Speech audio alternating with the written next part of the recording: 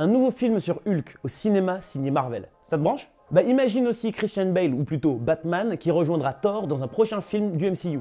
Ouais, elle va être cool cette vidéo. Yo, moi c'est Terry LTM, il s'est passé pas mal de choses niveau super-héros au cinéma ces derniers temps, donc j'aimerais qu'on en parle rapidement. J'avais déjà dit qu'un film sur Hulk ne se ferait pas. Bah oui, parce qu'à l'époque, même Mark Ruffalo avait dit dans une interview que ça ne pourrait jamais arriver. A standalone Hulk movie will never happen. Alors je t'explique pourquoi en deux. Le personnage de Bruce Banner était comme Spider-Man avec Sony, partagé entre Marvel, ou plutôt Disney, et Universal. Dans les années 90, Marvel, qui était sur le point de mettre la clé sous la porte, a vendu plusieurs de ses personnages à des sociétés de production. C'était le seul moyen pour eux d'éviter la faillite et heureusement qu'ils l'ont fait. Donc les X-Men et les 4 Fantastiques sont devenus propriété de Fox Studios et Spider-Man est passé chez Sony. Mais Marvel depuis a été racheté par Disney et Disney justement a racheté la Fox. Ce qui fait que maintenant on va avoir les X-Men, les Avengers, Deadpool et même les 4 Fantastiques dans le même univers cinématographique. Et ça c'est très cool, c'est genre vraiment très cool. Entre temps il y a eu un deal qui a été géré entre Marvel, enfin Disney et Sony.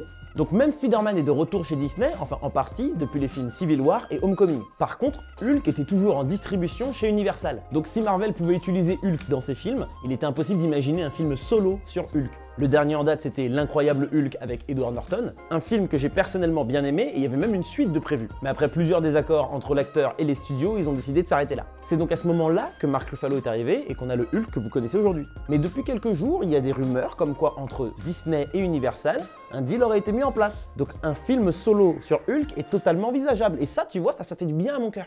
Et Kevin Feige, le boss du Marvel Cinematic Universe, aurait demandé à Mark Ruffalo de lui pitcher quelques idées d'histoire sur Hulk. Et forcément, tout le monde donne un petit peu ses idées et c'est cool. Et celle qui me semble la plus intéressante, peut-être pas la plus réalisable, mais la plus stylée, c'est Hulk versus Wolverine. Alors vous allez me dire, Terry, t'as fumé quoi? Bah quand tu y réfléchis, c'est pas si impossible que ça.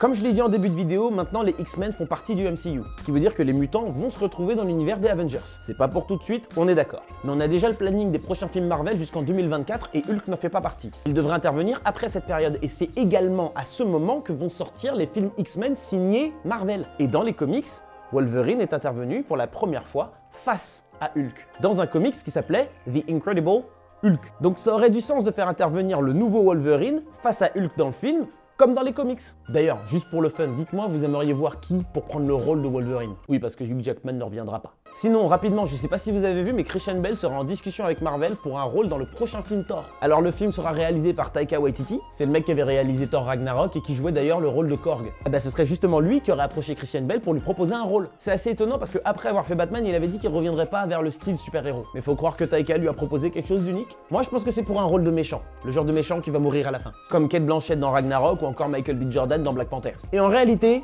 moi je dis oui. C'est un acteur de génie qui a à son actif tellement de bons films qu'il peut se permettre de faire un Marvel. Un rôle plus léger qui nous permet un super jeu et c'est vraiment parfait pour des films Thor qui manquent parfois un peu de profondeur. Je dis ça avec toute l'affection du monde pour les films Thor. Je suis pas un grand fan du personnage même dans les comics donc j'ai pas vraiment d'idée sur quel méchant il pourrait interpréter. Mais si toi tu t'y connais, balance-moi ça dans les commentaires.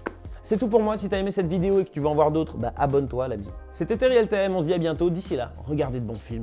Peace.